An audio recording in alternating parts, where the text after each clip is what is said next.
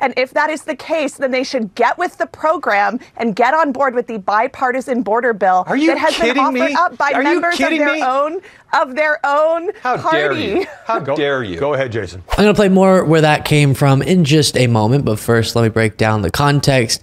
So today I guest hosted for the David Pakman Show, and over there spent a bunch of time discussing this bipartisan border deal, so I'll try not to go through all the exact same points for those of you who watch both shows. But essentially, lots of Republicans are opposing this deal, even though it has so many of their wish list items. It's been something on this show we've been covering quite a bit every step of the way. Republicans have explicitly admitted they'll oppose this deal just to hurt Biden politically. Trump has been encouraging Republicans to kill the deal so that he can run on border issues in the election. They're so blatantly putting politics over people, fear-mongering, over problem-solving.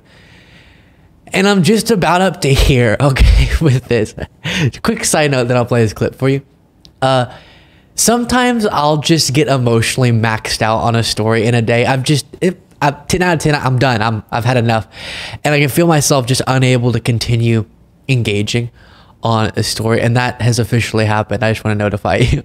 Covering this in multiple stories today on the David Pakman Show, now covering it here, has caused me to be oversaturated with aggravation, I guess is how I describe it, about this subject. I think after recording, I just need to go outside and take a nice breath of fresh air. Too many horrible politicians in my brain. Okay.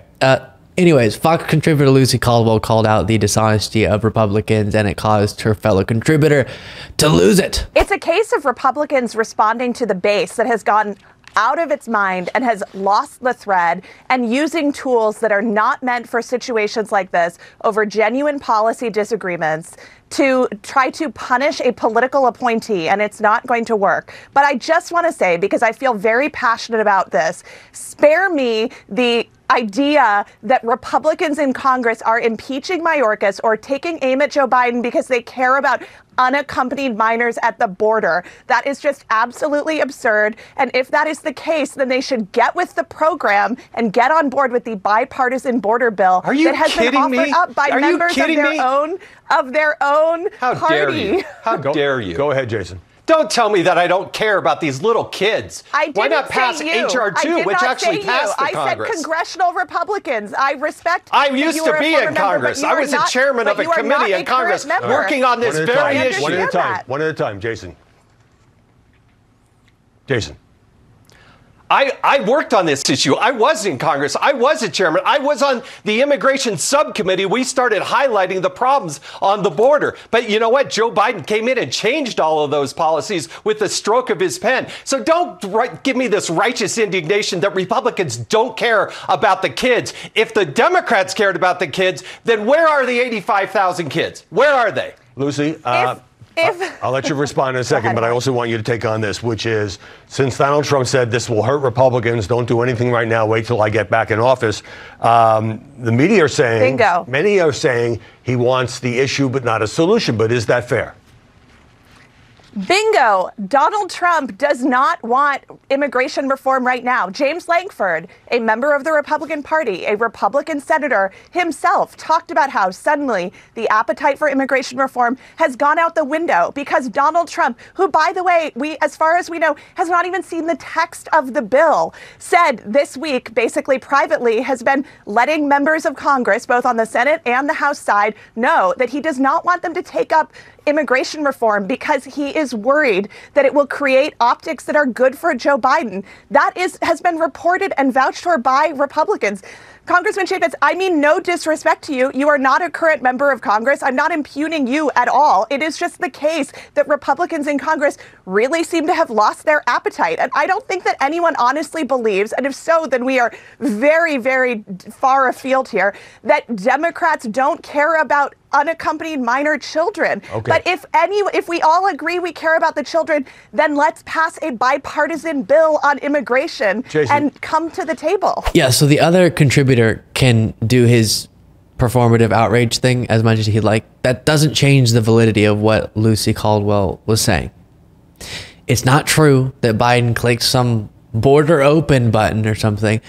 There are a vast and complex web of reasons that more people are currently migrating to the United States, and Joe Biden's administration has been trying to do what they can to handle that reality. Now they're asking Congress to get off their butt and help to address the problem. Breaking news to anyone who doesn't know this, but Congress is the one that makes laws, allocates resources, money, all that stuff. So to properly address the situation at the border, there needs to be action from Congress, and Republicans are the ones obstructing that. Not all Republicans, though. Some have been calling out their colleagues. Here are some examples. I would also remind folks, during the Trump administration, we also had days of more than 4,000 people that were illegally crossing the border under the Trump administration in 2019, and they were struggling because there's gaps and loopholes in the law. Yeah, so I think the border is a very important issue for Donald Trump, and the fact that he would communicate to Republican senators and congresspeople that he doesn't want us to solve the border problem because he wants to blame Biden for it is really appalling. Well, I think nobody should be playing politics with the border. First of all, he shouldn't be getting involved telling Republicans that wait until the election because we don't want this to help Biden win. We can't wait one more day. So at least they're willing to admit that their party is just playing politics. And by the way, this is the thing that causes people to stop paying attention to politics and disengage. It's disgusting stunts like this that have nothing to do with solving problems or benefiting people's lives and everything to do with power. And that's a problem that pushes people away from wanting to engage in politics. But it's important that we note it's a problem the Republican Party is consumed by in a way that the Democratic Party just isn't. Democratic voters encourage their elected leaders to pursue bipartisanship, sometimes a little bit too much. But that's why under Biden, we got the Infrastructure Law, CHIPS and Science Act, the PACT Act, 3 massive pieces of legislation that were bipartisan. But apparently Republican voters just don't demand that same sort of governance from their elected officials. They really don't demand any real governance. So they can get away with, the elected leaders that is, exacerbating a problem, then pointing to it as proof of the Democrats being horrible. Elect us into office again because they're horrible for not solving a problem that we obstructed them from solving. And so my message to Republican voters is snap out of it. You're being scammed. You're being tricked. The people you keep voting into office are spending years in the most powerful place in the world, accomplishing nothing for you and everything for themselves.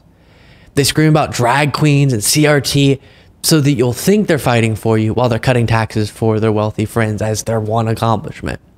They'll scream about the border while blocking action on it, trusting that you won't notice that blatant dishonesty. They'll post clips of themselves owning the libs so that you don't worry about the fact that they've been the second least effective House of Representatives in history. They're operating on the assumption that your disdain for people on the other side will supersede your love for your own well-being. So yeah, over here on this side, we dare to support those who love each other and support those who identify how they choose. But we also are going to give you healthcare. We're going to lower your prescription drug costs, get you paid family leave, raise your wages, and protect your rights.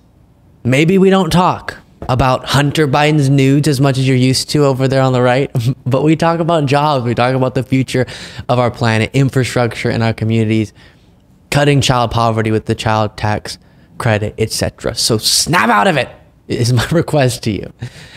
And I want to show you one other thing while we're on this subject. Newsom, I should say California Governor Gavin Newsom, did an interview and address the points that I was making there. Essentially, Republican leaders are actually really great at winning the rhetoric game, but Newsom is pleading with Democrats to get more dominant in that space. Policies are great, but as you well know, as someone who's run for office multiple times, including in this one term as governor. I've had 3 elections in 4 years. Thank you to the recall. Right, but as you know, elections are sometimes decided on emotion rather than concrete policies.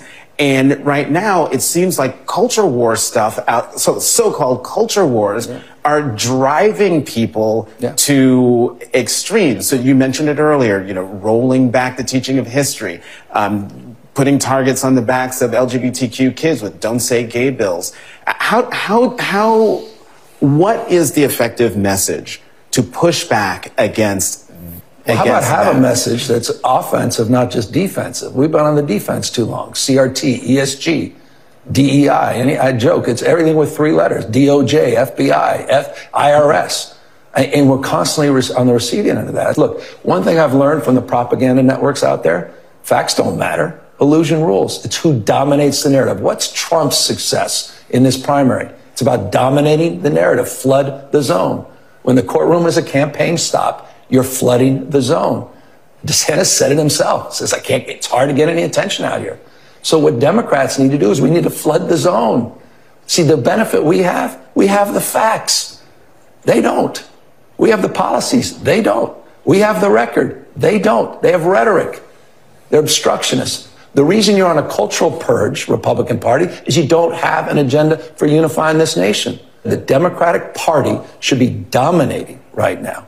It's time to get back on the offensive and start to feel good again. How about a little joy? And I just think more of us should get out and feel proud to make the case and not feel defensive and timid about making the case when we have a great case to make. We have to get more aggressive with our messaging. We have the facts on our side, but they don't speak for themselves. So let's get out there and put the facts in people's faces. Make sure you're subscribed to the YouTube channel. You can become a member to get the daily bonus show at lukebeasley.com/membership.